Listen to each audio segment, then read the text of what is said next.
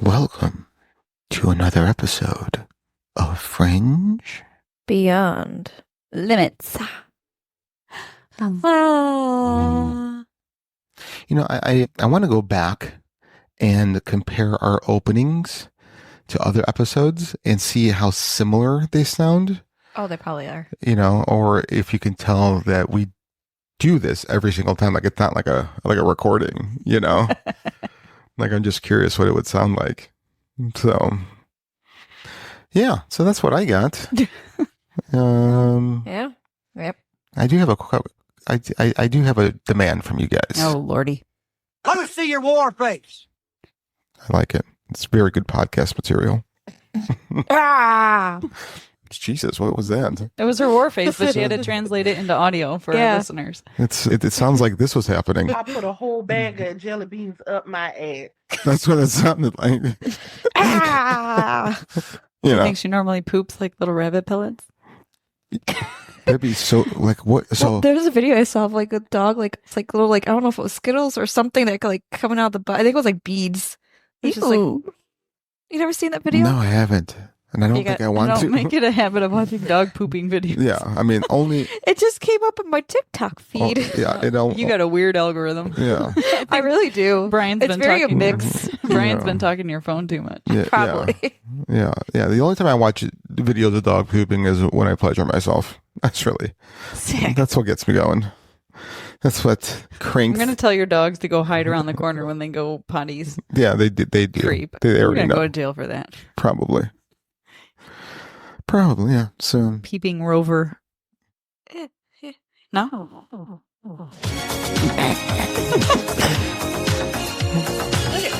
I love that song.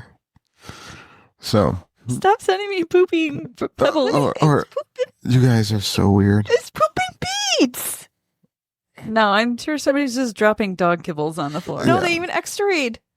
So I have a question. If you ate nothing but corn for like 3 days, do you think that when you pooped, it would shoot out like BBs, or it'd be like a corn on the cob? We can have Brian experiment for us. I think it's like cornbread. A Like- little bit of both. A little bit of both. Yeah, because All you right. might have chewed a few. Or you can be pooping out your own corn on the cob. Ouch. That would hurt. I mean, No, it's like your body is creating a corn on the cob, not that you ate a corn on the cob. Oh, it would just Oh. look like a Yeah. baby roof. Pretty much. With corn and some nuts. A corny roof. yeah, A cornier. yeah, I get it. All right. Okay, yuck. Why do we keep starting episodes off with poop? This is why our listenership is down. Sorry, guys. So what do we got today? We got more things that keep you up at night. Yeah. Yes, sorry, bub. Do you guys want to do thinking in the beginning? Let's go thinking last. I think I did better when I Okay. thought last. Okay. And I have okay. a stupid one we can start off with. Oh, I'm gonna break my 2-episode streak of not making fun of you. That's what I hear. You broke your New Year's resolution. God. Oh, It didn't really last long. I mean, that's what a lot of people think, but you know what? At least I come. So Naked. I think so. Most of the time. Most of the time. I'm gonna come. Anyways, Yeah. So So- go ahead. one thing I've noticed, you know, when people talk about Gatorade, and it never actually. Stop. I had to. Stop. So sorry, go ahead. When people talk about Gatorade, you were saying? When people talk about Gatorades, you notice that like don't actually talk like I want the fruit punch. They're always saying red, green, blue. Mm-hmm. But when you think about it, do you actually know like flavors? Do I know what the flavors? The actual name of the flavors are instead of saying red, Okay. blue, purple. Okay, I thought she was going really stupid Oh. on that. Like, do you just know what flavors? No, like You know, like because I think people are so used to saying the colors. I only think they know the name of the flavors. no, they don't. The only one I know will- of, I think, is Frost. But I think that's like the name of the line, Yeah, right? yeah. There's like 3 that are called Frost. Yeah, like there's a purple, blue, and I forgot the other. Yeah, the ones that I can't see. The ones I asked you to grab for me once, and Yeah, I can't see those. you grabbed me the dark purple and the light purple. One looked purple, one looked blue. I was half right. So It's amazing though. Like it's just like yeah, no one. I don't think anyone knows the actual flavors of the. okay. Besides the yellow one, I think that one's yellow, lemon lime, Lemon lime. Yeah. and then Orange is orange, obviously. That one's What if orange was like cranberry? Peach. Yeah. I was gonna say peach initially. I'm like, no, let's do a different one. Well, I think they do the same thing for like Monster and stuff too. Yeah. I Yeah, mean, I get a don't green drink Gatorade, Monster. but I drink the white Monster. I drink the strawberry dream one. Yeah. I think that's the best tasting. and I'm not a big Monster person. I'm Red Bull. I'll do Red Bull too. I'll mix and match. But like to take it kind of a step further, like my cousin drinks all the different flavors of Monster, and one day she was like, "Oh, the can was pink or something like that or whatever." And I was like, "What does it taste like?" She's like, "I don't know." Like, I like it, but I can't tell you what it tastes like. It tastes like pink. I can smell the color blue. But like I drink the white Monster, and most people are, when you try to describe it, I'm like, it tastes like squirt. It tastes like grapefruit. And Right. they're like, oh, that's what I'm tasting. It's like, what do you think it tastes like? I think we've had so many artificial flavorings Yeah, that they're all blending together. Can't even tell anyone. Yeah. Like the mystery airhead. Yes. Do you know how they actually make those? It's just like the mystery dum dum. It's when they're in between batches of flavors, Mm-hmm. and they need to clean out the machine from the previous flavor or color, and they're going to start the new batch. It's that in between. Oh. So that's Okay. why it's not always the same every time. Yeah. Airhead is. It's always white and always like a tropical flavor. I just don't think she knows what she's talking about. I know she's talking about with the Dum Dums because it's a different sucker. And Yeah, I each was rapper. talking not, about not you. the mystery one, not the. I know what she's talking about. It's like the mystery airhead is always white, is always the same flavor, but no one knows the exact like flavors they use for it. Mm-hmm. Okay. I always think it's tropically. Okay. I like airheads, but I can feel the fur on my teeth that it leaves after you eat it. I like the cherry. I wish they were more sour. Yeah. Yeah. Eat Sour Patch Kid. Still not sour enough. Yeah, because Warhead? once the coating goes, Not it's sour done. enough for me. Okay, Same. then just eat citric acid. I used Put this in your face hole and shut the fuck up. I used to eat like lemons like oranges without even making a face because Oh it my wasn't gosh. sour enough. Yeah. Okay. That's the first sign of a psychopath. Psycho. Just a little bit. Just a little psycho. Yeah. All right. Well, thanks for sharing your Gatorade experience. Yeah. All right. Miss Lynette? Okay. This one I didn't come up with on my own. That's I okay. found it, but it made me laugh, and Mhm. I wanted to share it. Okay. So Fitbits and Apple Watches, Mhm. they're basically the same thing as Tamagotchis. You remember those little pocket Yeah. pets? No, I love those things. Except the stupid little creature that you have to keep alive Is is you. yourself. That's true. Yeah. Yeah. Oh, I need to stand up. Oh, I need to stretch. Oh, Yeah. I need to go to the bathroom. Oh, I should probably walk. Yeah. Yeah. I need food. Yeah, must eat now. I need a poop. Your blood sugar's low. Yeah. Yeah, that's true. I have nothing to add to that because the statement says it all. Yeah. All right. So I guess mine. Thinky thought. So my thinky thought, I just lost it. Here we go. All right. So remember, same theme as the past couple weeks. Books. This is not a book, but it's Okay. just kind of introspective kind of thought. So you become a villain, but your younger self has always wanted to be a hero. What would you say to your younger self if you had a chance to speak to them? Don't take the blue pill. Don't take the blue pill. I don't know. You became a villain, so you must be happy that you're a villain.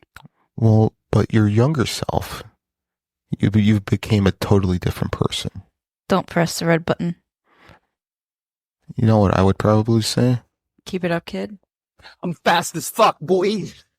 I don't think you have any idea how fast I really am. I'm fast as fuck, boy. It sounds like a Wahlberg. Who is that? I don't know who that is. I don't know. I don't know. Do you want to change where you are? Or Right. do you want to continue down that path? So that's what intrigued me the most when I was thinking about that. Is that do you, as a villain, do you regret being the villain that you turned into a villain? Because you always wanted to be a hero. Because you always wanted to be a hero, or usually villains are created by whatever, and are you now happy that you're a villain? So Or I just have another thing to say. Yeah. Like, was it worth it? right, that's a good thing. yeah. Ooh, I got serious in that one. Oh, I like it. Yeah, finally. like, just what if- took us 40 episodes. But like, do you know that you're a villain? Do you think you're a hero in your own story? Kind of like what we said Mhm. episode or something ago. Mhm. Like Yeah, this is what I like about this is that it gets you thinking. noodling. Yeah. So what I do Was thinking worth it? was thinking, no, it never is. Never think about it because you always end up not doing whatever it is you're thinking about. Yeah. So when I drive to work, and I have a considerable drive, and I'll listen to podcasts, our podcast, Narcissist. narcissism, but I'll also throw on YouTube, and I will like throw on like Marcus Aurelius's teachings or Carl Jung's teachings and just like listen to that. And that really gets my brain moving for the day. I feel as though I'm more productive on those days than not, but I can't always listen to that because there's some mornings I'm like, I just want to be stupid and just not think right now, Yeah. So I love these introspective kind of, You're like a Taravangian character. oh, who? That's a book that I'm reading. Yeah. Yeah. Okay. Is that a good thing? Well, half that he wants to see the future, Mhm. and as part of his agreement with this entity who grants wishes is some days you'll be very smart and some days you'll be very stupid. Mm. No, that sounds like me. Yeah. All right. All right. So, so we got an interesting topic today, don't we? Yeah, Chupa Chups, the popsicle or the sucker. Chewy. Chupa Chup? Is that how you pronounce it? No. Those little Mexican suckers Oh, I have no idea. that are like banana and chocolate. I've never had one. Oh, they're so good. Strawberry and chocolate? No. Yeah, I love You know strawberry what I'm talking chocolate. about? They're little If I red. see a picture of it, maybe. Anyway, I mean, yeah. So, yeah, they're Oh, like those are little- Polish. They're Polish. I thought they were little Mexican suckers. Because I had them at work, and then one of the Polish people was like, "Oh, these I don't get them ever because they're not in Poland. No, okay. I've never had them.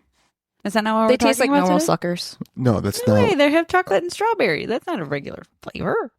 chocolate and strawberry. Yeah, like they have banana splits and like Mm. strawberry sundae and stuff. Whatever. Anyway, I'm sure Okay. they have regular flavors too. Anyway, Yeah. No. isn't that what we were talking about today? No. Chupa Chups? No, that's not it. Chupacabra. We're talking about Chupacabra. the Chupacabra. Oh, I was This doing is- research on the Chewbacca. suckers. This actually should be your favorite from, because last week we talked about how you hate goats. Great. And the Chupacabra translates to goat sucker. I was straight up talking. So I was half right. You're half right. Yes. Yep. Yes, you're half right. For real? Yeah, that's exactly what it stands. It translates to is goat sucker. No shit. Okay, Yeah. well, So, I mean, I'm just going to go back to the sucker. yeah. part. Well, the chupa is the suck part. So, Oh. Hey, look, that's funny. why is that funny? I don't know because it is. Because they named a sucker Yeah. after a goat?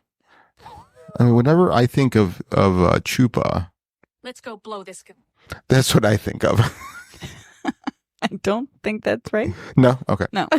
All right. So the Chupacabra, whose name translates to goat sucker in I Spanish, didn't know that. is a cryptid that originated in Latin American folklore. First reported in Puerto Rico in the mid-1990s, this creature is said to attack livestock, particularly goats. See, this is your friend, Lynette. Okay, I do like a chupacabra. Yeah. And drain them of their blood. Oh, well, that's aggressive. Okay. Descriptions of the Chupacabra vary, but is often depicted as a reptilian creature with spines or quills along its back, standing about 3 to 4 feet tall, with large eyes, sharp fangs, and claws.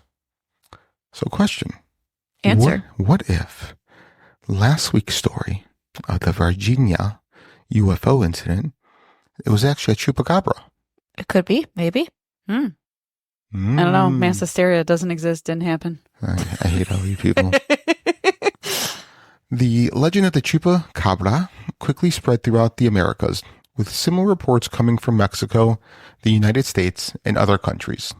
Some accounts describe it more like a wild dog or coyote with mange, which has led to speculation that sightings might be of a diseased animals rather than an undiscovered species.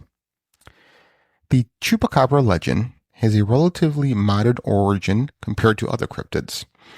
With its first widely reported appearance in 1995 in Puerto Rico, this initial sighting involved a series of livestock deaths in the small town of Canovanas, where farmers found their animals drained of blood with puncture marks on their necks. This event ignited the Chupacabra phenomenon, and soon similar reports emerged throughout Puerto Rico and other Latin American countries. While the creature's description varied, the core details of the attacks, drained blood and livestock deaths, remained consistent. The Chupacabra became embedded in local folklore, and media coverage fueled its spread across the Americas. So what if the Chupacabra is like the aliens' pets that just kind of just got loose? That's a great idea. I I like never that. thought about it that way. Yeah, right? Yeah.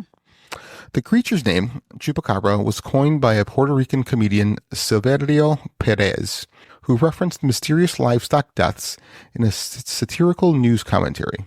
The term caught on, and from then on, the goat sucker became a symbol of fear and mystery, particularly in rural areas. While the modern Chupacabra tale emerged in the 1990s, some researchers suggest that the legend may have older roots in Latin American folklore. In many indigenous cultures, stories of vampire-like creatures and supernatural predators were passed down orally for generations. The Chupacabra may be a modern interpretation of those older myths, blending them with the contemporary fears about unknown creatures and environmental changes. In Puerto Rico, one of the earliest local legends that may have set the stage for the Chupacabra was that of El Vampiro. Oh, there was more to it. El Vampiro de Moca.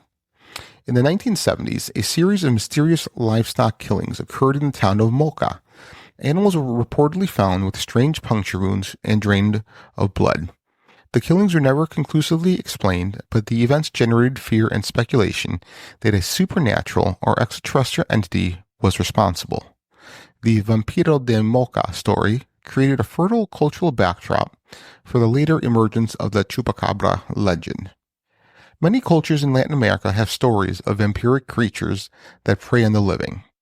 For example, the legend of the Talpuchi in Mexican folklore describes a witch-like creature which can transform into an animal and suck the blood of children. I don't think that it was an animal. I think that might have been a priest, and it wasn't their blood they were sucking. Similarly, stories about supernatural beings that attack livestock and drain their blood have been part of rural folklore throughout the region. In some parts of Europe, myths about creatures that attack livestock, particularly goats and sheep, were common. For instance, legends of werewolves or other shape-shifting creatures sometimes included stories of attacks on livestock. The belief in these predatory beings was often used to explain mysterious or unexplained livestock deaths about the advent of scientific explanations. So, quick story. My mother believed in werewolves. Mm-hmm. She would say in the little town she grew up in Italy that there was a couple, a husband and wife, that lived in the forested area. And the husband would leave and tell his wife not to open the door for him on certain nights, no matter what. No. Yes. No. Yes. My mother believed this. But the neighbor lady told her this? Yes. Huh. Okay, keep going. And so I was too young to ask if it was always in a full moon or not, right? I didn't put the two and two together when I was younger. And younger, I mean like in my 20s, like not like, like in my 10 years old, Yeah. And there was times where in the middle of the night, there'd be pounding on the door and like I don't want to say growling, but like a gargled voice. And the lady was always terrified, but never opened the door. That's kind of creepy. And then the husband would show up the next day. He was drunk. Oh, 100%. I really Yeah. think he was out just banging women. The fact that though, like, we're talking about Italians here, it's just the creepy knowing that someone's saying don't open at this time, and all of a sudden at that time you hear someone knocking at the door with like a strange voice or whatever. Like that's just creepy in general. Whether it's true or not, Right. it's just creepy. Yeah. So reading that, it says, in Europe and werewolves, that story popped in my head. Hmm. Yeah, so my mom, was stupid. So, She's gonna get you in the middle of the night tonight. yeah, listen, Get you go. I know, right? He's gonna get an imaginary shoe thrown at him. Like, Oh yeah, you're just getting whacked with a shoe. Yeah, wouldn't it be awesome? Like my shoe just levitates in the middle and just hits me in the head. that would be So, like awesome. her ghost comes back. Yeah, so Just make sure you film it, okay? oh yeah, I'll do that. Yeah. I'll be setting up Do with we my use film camera. anymore? Like paranormal Yeah. activity, you gotta get right in the corner, facing the bed. Yeah, yeah. No, I already have one there. So, Gross. Oh God. in Aztec mythology, the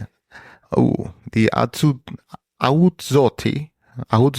Starts with, ends with an L. Azutol. Oh, As it it told. looked like an I from my bad Zoltol? sight. Azutol? Ahutzotl, I don't know, was a creature said to dwell in lakes and waterways. It had a dog-like appearance and was known for dragging people to their deaths, though it did not share this Chupacabra's reputation for blood-sucking. Various indigenous groups in South America have stories about monsters or spirits that can harm or prey on humans. The fear of jungle or forest spirits was common, and these spirits were sometimes said to harm livestock or crops. Some of these monsters or spirits are El Pombero, a supernatural being from the folklore of the Guarano people who live in Paraguay, northern Argentina, and southern Brazil.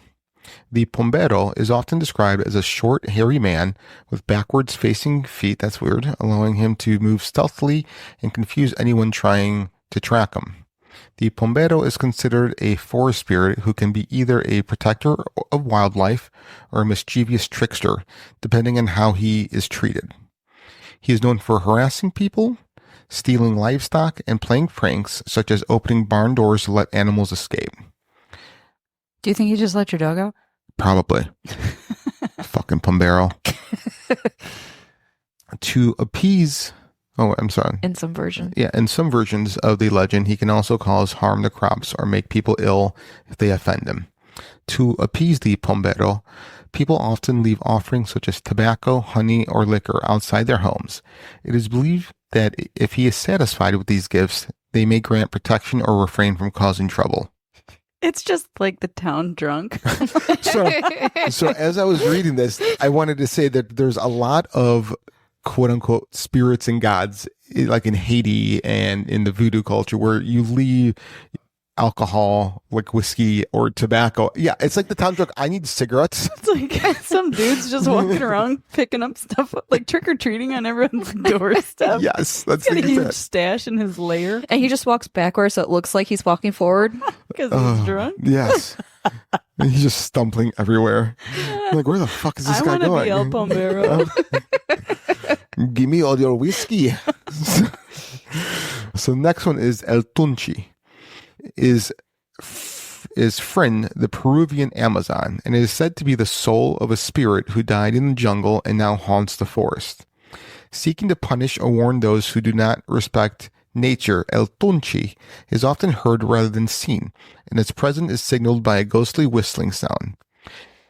If someone hears the whistle and responds, "Who's that?" You responded. God damn it, what happens?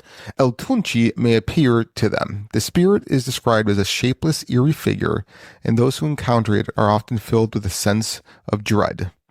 The legend of El Tunchi serves as a warning to treat the jungle with reverence and care.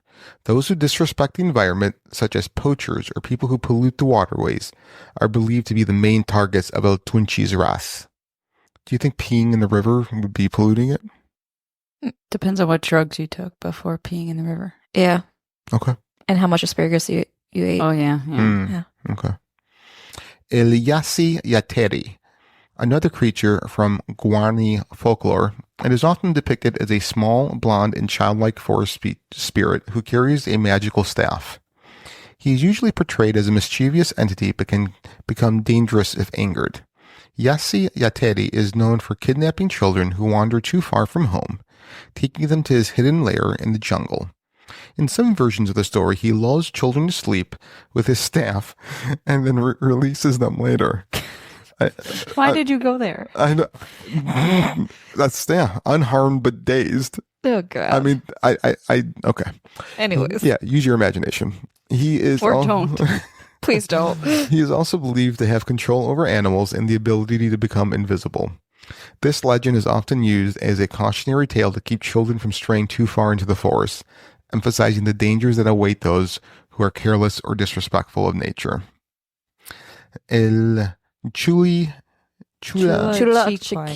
Chulachki is also known as Shapishko in some regions, is a mythological creature from the Amazon rainforest. It is a shape-shifting forest spirit that can take the form of a human or animal to deceive and lead people astray in the jungle. However, one of its feet is always deformed or backward. That's weird. So he's got one forward-facing foot and one backward-facing foot? Yeah. Which serves as a clue to its true identity.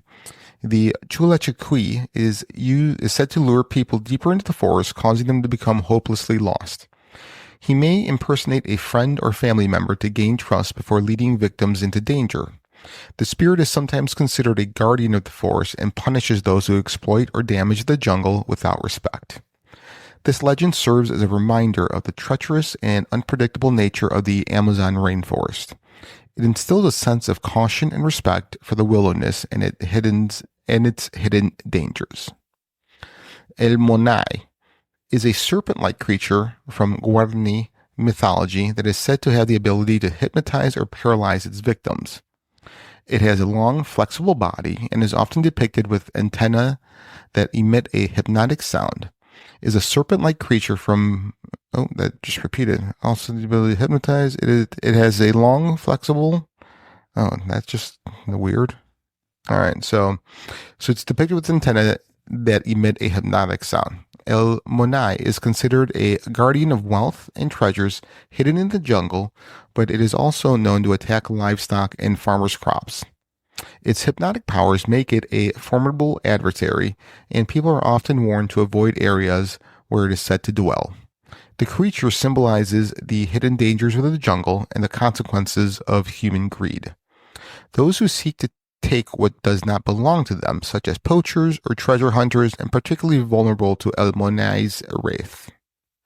El Patasola is a female spirit that is said to haunt the forest and mountains of Colombia and other parts of the Andes.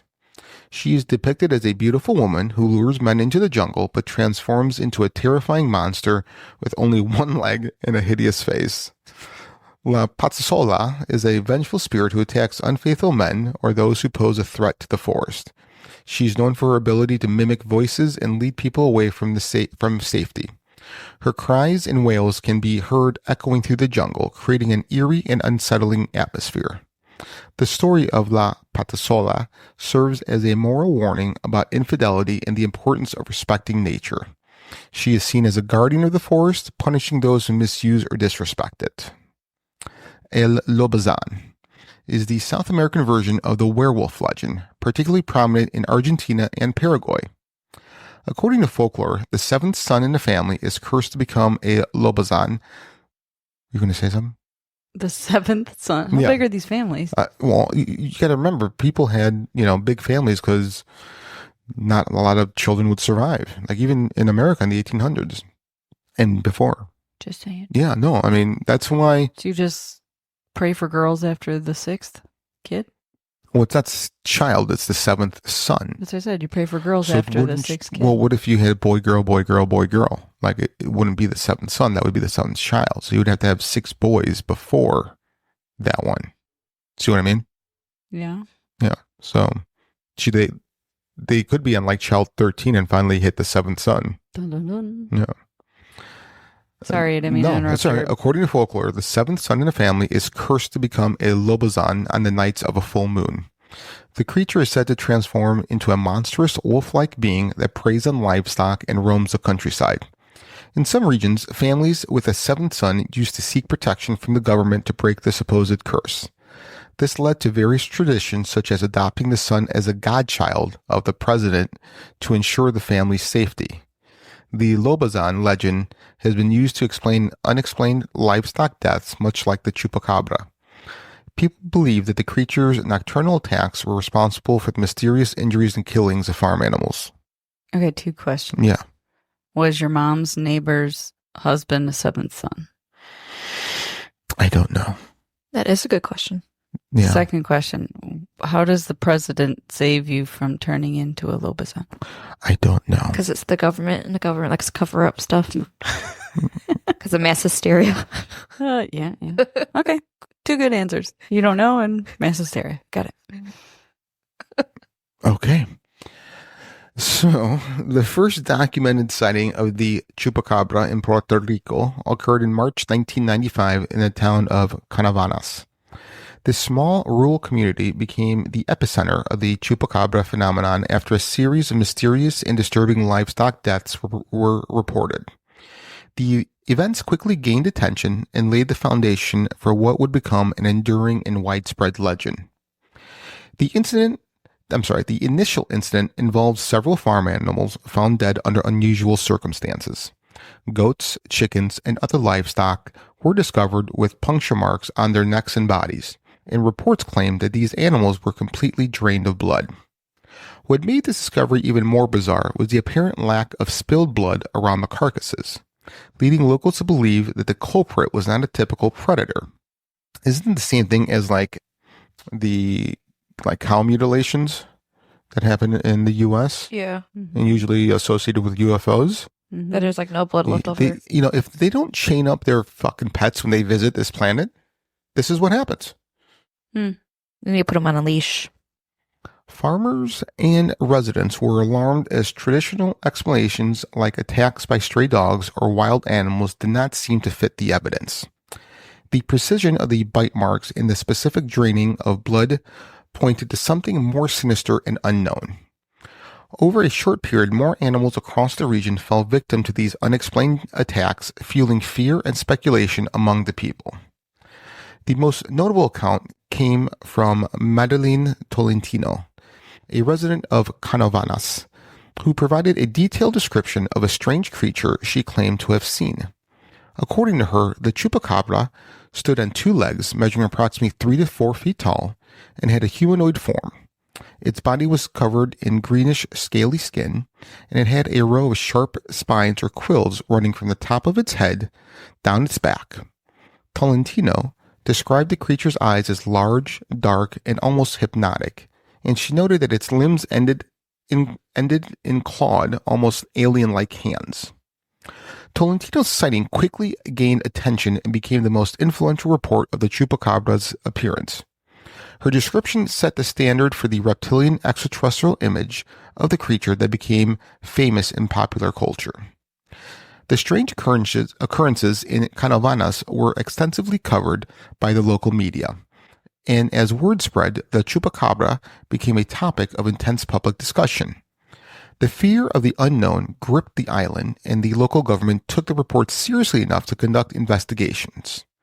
Mayor Jose Chemo Soto even organized hunts and patrols in an attempt to capture the mysterious creature, reflecting the high level of concern among the population. People in the region began to share stories, hearing strange noises at night, seeing shadowy figures, or feelings as though something was stalking them. The legend took on a life of its own, with people drawing connections between the Chupacabra and other supernatural or extraterrestrial phenomena. UFO sightings and conspiracy theories were frequently mentioned, suggesting that the Chupacabra might be an alien creature or the result of some kind of genetic experiment gone wrong. I think that answers our question. It's a pet. It's a pet. I told you. While the accounts in Puerto Rico gripped the public imagination, skeptics began to propose more grounded explanations. Biologists and experts suggested that the livestock deaths could have been caused by wild dogs or other predators, pointing out that puncture wounds are common in animal attacks. Some researchers noted that scavengers could have drained the blood from carcass over time, although this does not fully explain the precision of the bite marks or the lack of spillage. So a mouse is going to drink all the blood from a goat. A vampire mouse. Yeah. Banicula is going to drink all the blood. Yeah. Mm. Yeah. So that's why they sometimes look like they have beer bellies. Mice? Yeah. Oh. Yeah, you never seen a beer-bellied mouse? Not recently, no. Yeah, me neither. Okay. The Chupacabra legend quickly spread from Puerto Rico to Mexico and the rest of Latin America in the years following the initial reports in 1995. The creature's myth resonated strongly in these regions, where rural communities frequently experienced livestock deaths, creating fertile ground for the Chupacabra phenomenon to take hold.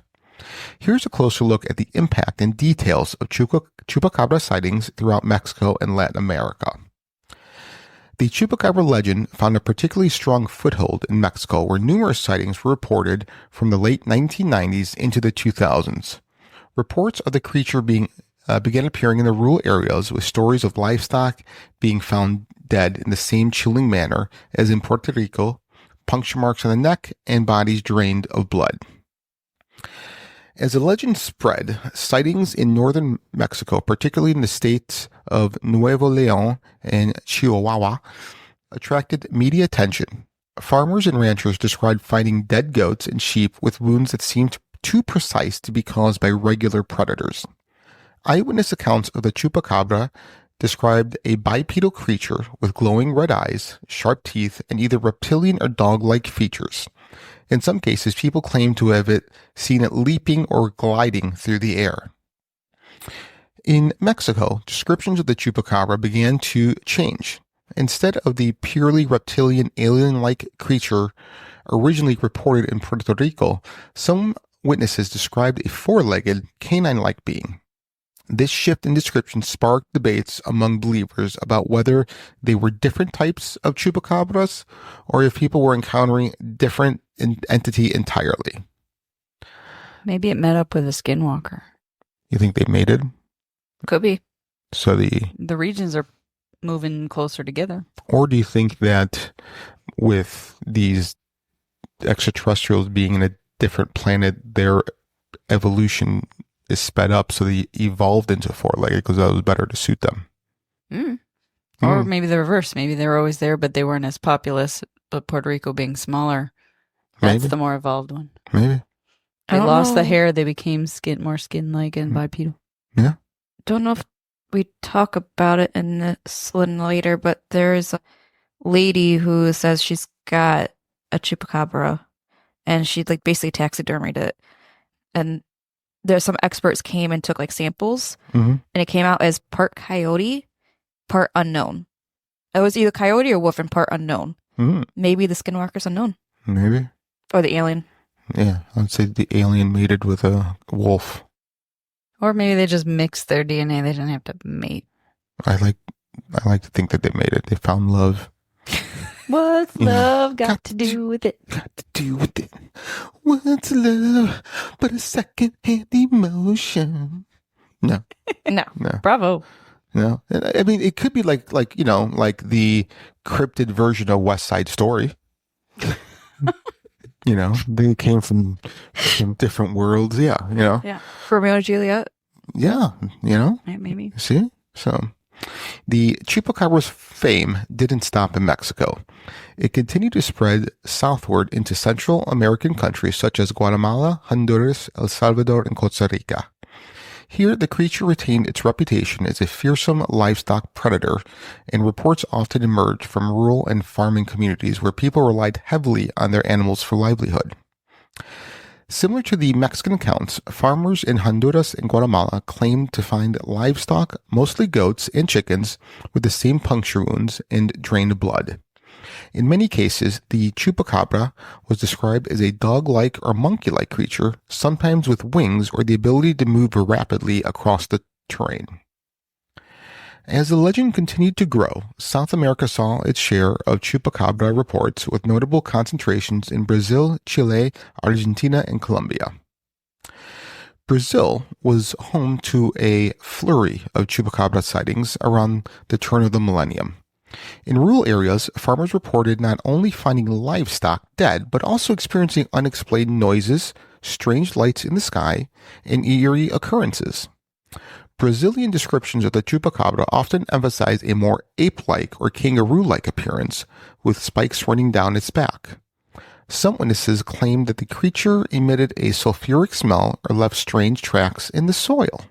This came on the timeline of what we were just talking about Yeah. With Virginia. Yeah. I'm telling you, it was a pet. Because it was It's- during the late 1990s, early 2000s. Yes, it's the extraterrestrial pet. I think we're solving this already. Nope. Sit, boo-boo, sit. Good boy. Nope.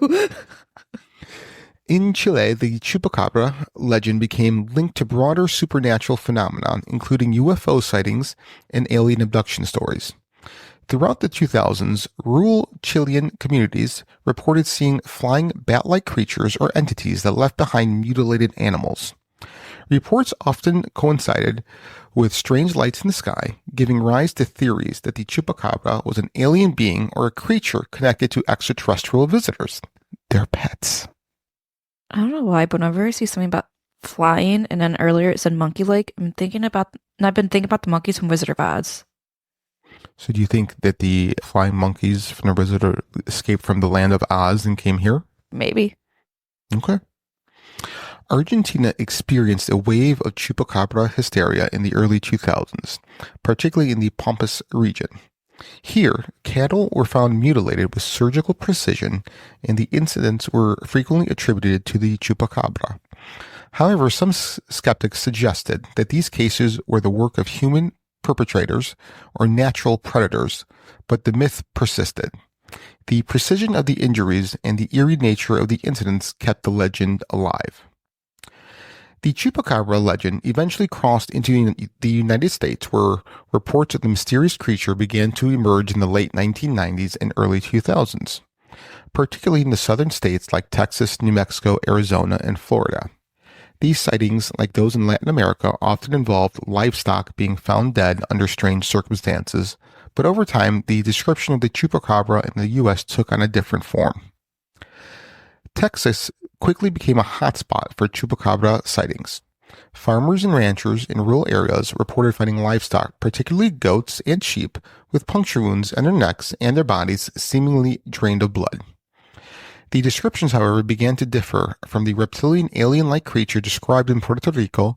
In Texas, the Chupacabra was often described as a hairless, dog-like animal with blue-gray skin, pronounced fangs, and a hunchback. The term Texas Blue Dog became a popular nickname for these creatures, and they were often featured in local news segments and paranormal investigations. In New Mexico and Arizona, reports followed a similar pattern. Residents described strange, hairless creatures preying on small animals, and they claimed the Chupacabra could run at incredible speeds or leap great distances. The creature was often associated with desert regions and was said to be the most active at night. Florida was also reported its share of Chupacabra sightings, often in the Everglades and other remote areas. The swampy, wild terrain of Florida has long been home of stories of strange creatures, and the Chupacabra added to the state's cryptid lore. Here, the creature has sometimes described as a hybrid between a reptile and a dog, and locals have occasionally linked it to alligator and swamp monster legends. One of the most famous U.S. Chupacabra cases occurred in Elmendorf, Texas, when a rancher named Devin McAnally, that's such a weird name. McAnally. Yeah, that's what it looks like. Shot and killed a strange-looking animal preying on his chickens. The creature had blue-gray hairless skin and a peculiar snout, leading some to declare it a Chupacabra. DNA analysis later defined the animal as a coyote with severe mange. But the story captivated the public and sparked a renewed interest in the legend. Another U.S. sighting happened in the small town of Cuero. Rancher Phyllis Kenyon found multiple chickens dead with the blood allegedly sucked out. Shortly after, she described the corpse of a hairless dog. Discovered. What did I say? Described. Oh, sorry. She discovered the corpse of a hairless dog-like creature near her property. Kenyon preserved the animal's head and even had it tested for DNA. The analysis again indicated the creature was a mangy coyote, but Kenyon and other believers remained skeptical, suggesting that there was something unnatural about the animal. There are a common theme and cultural impact with the Chupacabra. In many Latin American countries, where economic conditions and environmental challenges can make rural life difficult, the Chupacabra served as a convenient explanation for the unexplained loss of livestock. Stories of the creature became a way to express fears about economic hardship and societal changes, as well as distrust in authorities who fail to find answers for livestock losses. Do you think they can take out Chupacabra insurance? That's, you know what? I think we just found our next business plan. Investment? Yeah. We're going to go down to Central and South America and sell this. You can probably do it with a lot of. Oh, we can do cryptid insurance. Yeah. Oh, cryptid insurance. Bigfoot, Yep. Loch Ness, Any property Werewolf. damage. Yeah. Yeti, werewolf. Yeah. There's so many cryptids out there. Yeah. And there's so many clauses we can put in there that we never have to pay out. You can't say that live and then I don't know what you're talking about. we need plausible deniability. Across Latin America, the Chupacabra became associated with a wide range of supernatural and extraterrestrial phenomenon.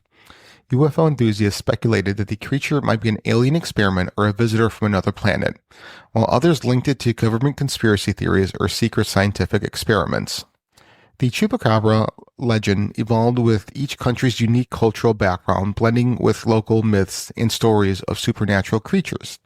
In some areas, it became part of ghost stories told to scare children, while in others, it became the subject of serious investigations by paranormal groups.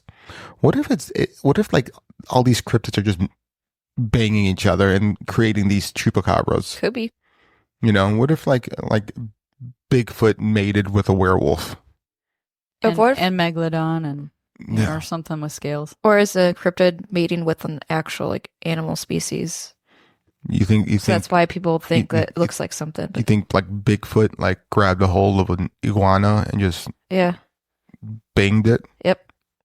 I mean, that's kind of weird, but and, I can go with that. Or like the skunk ape. It's like a skunk and mated with Bigfoot and became skunk ape. I just made that up on top of my head. I could tell. I could tell that just came up off the top of your head. Well, that was a good one. You No. got to admit. Yeah, Well- no, it was not. Yeah, But there is a skunk ape. That's why I said that. Are you sure about that? yeah. There is a skunk ape. No, there is. Yeah. Yeah. And people describe it look like a Bigfoot. So that's why I said. Bigfoot and a skunk made a skunk Yeah. ape. 1 + 1. That's what I think of that. Well, at least his niceness lasted a little good while. Yeah. Sorry. Skeptical explanations for the Chupacabra phenomenon have played a significant role in demystifying the creature and providing rational explanations for the reports and sightings that have spread across the Americas. The most widely accepted scientific explanation for many Chupacabra sightings, especially in the United States, is that the creatures people have encountered are coyotes, dogs, foxes, or other canids suffering from severe mange. Mange is a parasitic skin disease caused by mites, which results in hair loss, thickened and scaly skin, and weakened, emaciated appearance.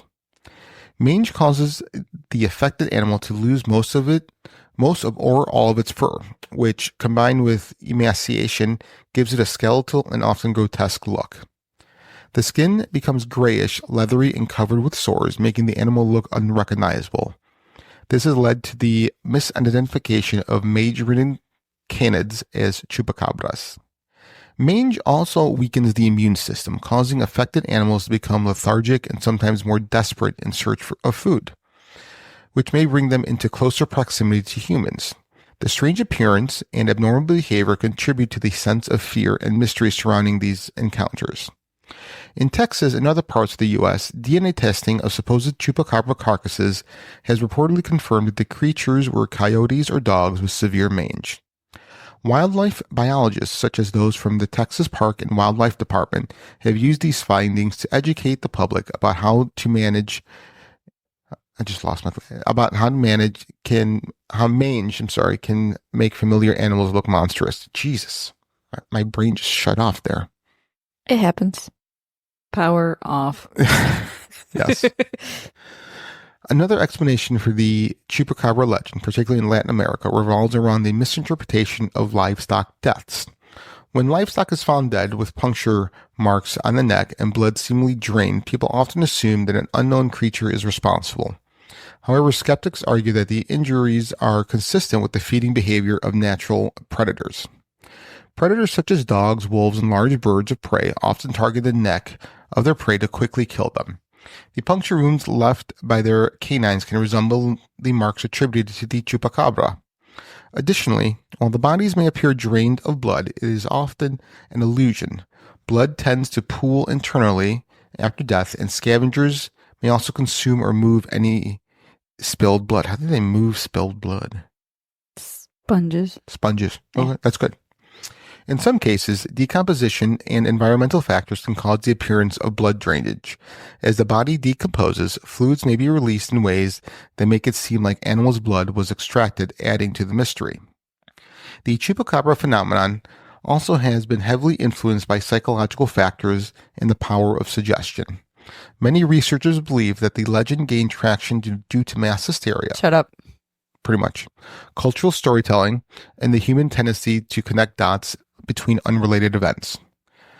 The original reports in Puerto Rico in 1995 created a sensation in the media frenzy that helped spread the legend rapidly. The vivid descriptions and sensationalist coverage fueled a kind of mass hysteria, Shut up. especially in rural areas. Once the idea of the chupacabra became embedded in the public consciousness, people started attributing unexplained livestock deaths to the creature.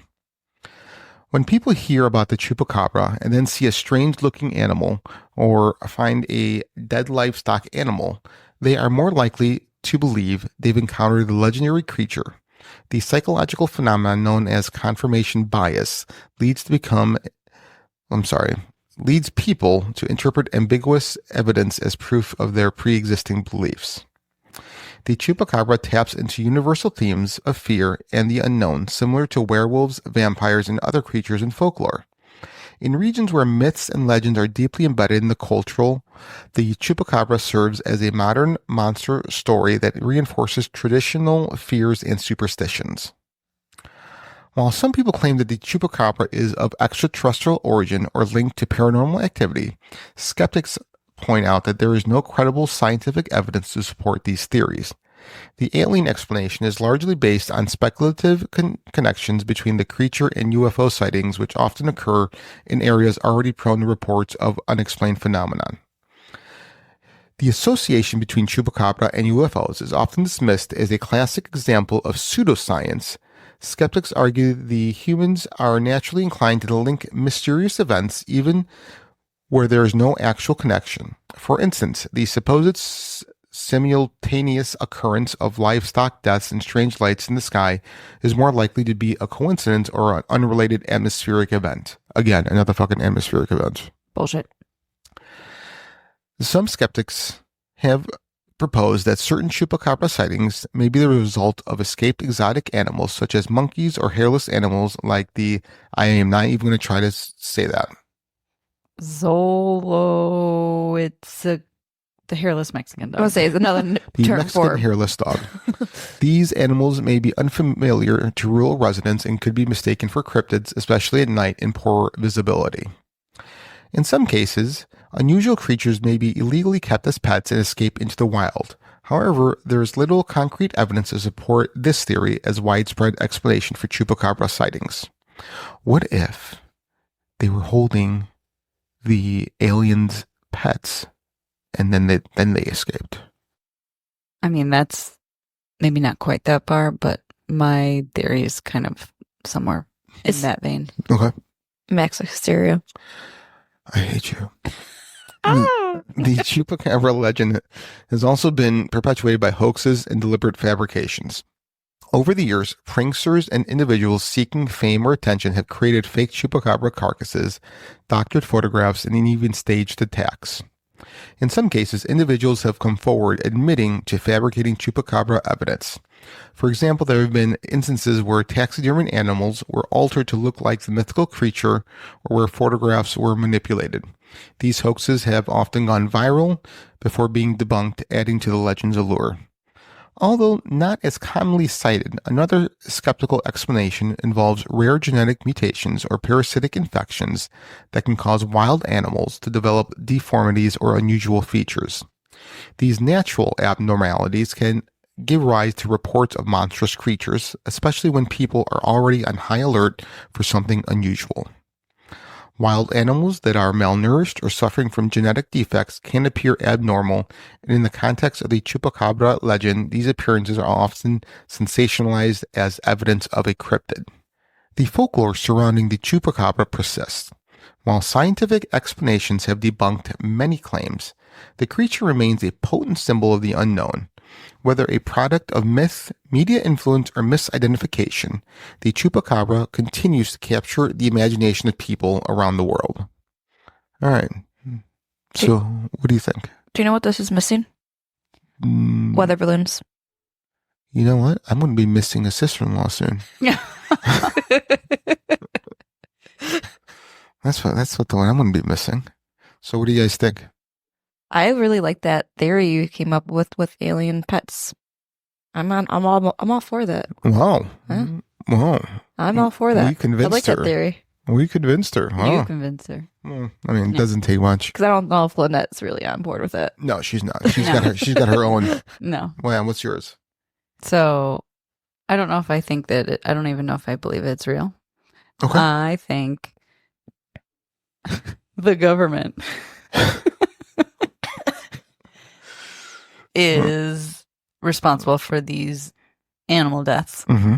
And they're just perpetuating and letting this theory run wild so as to distract from maybe whatever testing or something they're doing.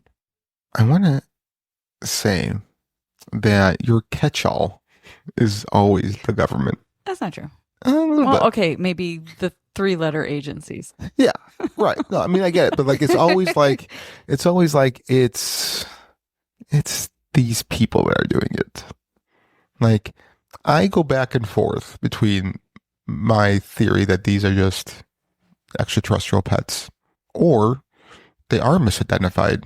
Yeah. Real Pet animals. with mage. Yeah. Yeah. Well, initially, my first theory was, in the 90s, there was like a lot of Satanism and stuff like that. I don't know. I was like, maybe there's just some sort of coven or cult or something like that doing sacrifices, harvesting the blood. That actually goes all the way back to the early 80s into the 90s. And I'm just saying. that is where mass hysteria comes in. That's one of the few cases that I do think mass hysteria contributed to it. I'm wondering too, with the whole like alien thing, but what if like it was actually scientists, like they were trying to experiment crossbreeding different breeds. This creature came about and escaped. Or heck, maybe Bill Gates. Or they let it go to see what it does in the outside world, like as an experiment. But yeah, and it's an animal that they didn't know that they would actually suck blood or whatever. Like, what if it actually is a scientific experiment went wrong? That's another theory. Or Jeff Bezos fucked a chameleon. What? I mean, let's just throw out all. Well, no, theories. like we've manipulated animals and released them into the wild, like the mosquitoes and stuff like that. So, like, what if we? How is this any different? I don't know about this mosquito thing.